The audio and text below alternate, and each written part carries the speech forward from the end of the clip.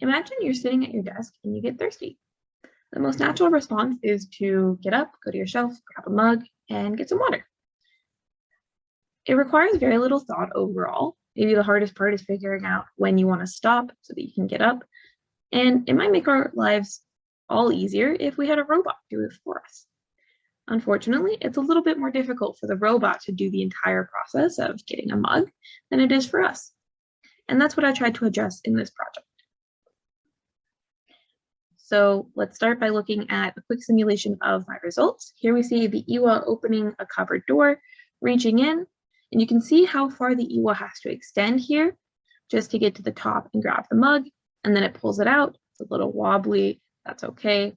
It ends up banging into the door and eventually drops it off. And here we can see some of the biggest challenges that I unexpectedly had to deal with. And it's just the physical constraints of the EWA. It can only stretch so far if you want to grab a mug off the top shelf. So you can't keep the cupboard too far away. You also can't keep it too close because otherwise the door is in the way and you're simply sometimes not even able to open the door. Let's take a look at the simulation from a different angle.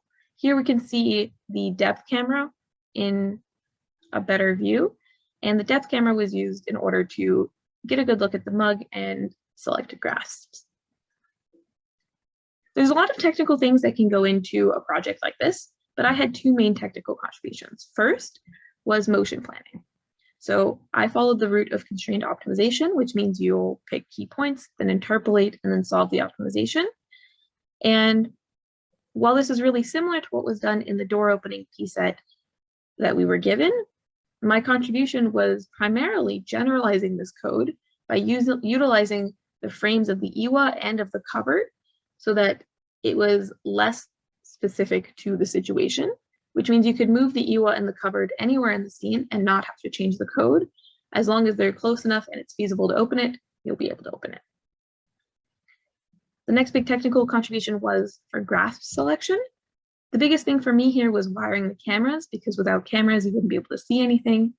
But then you process the point clouds, estimate the normals, and pick a grasp. These are all done individually in isolation for psets. So that means that my biggest contribution was being able to do it all at once in a full stack manner. There's a lot of room for expansion after this, like increasing the weight of perceptions. You use it more than for just grasp selection, giving more autonomy to your path planning so you can avoid obstacles better, and maybe even dealing with fragile mugs.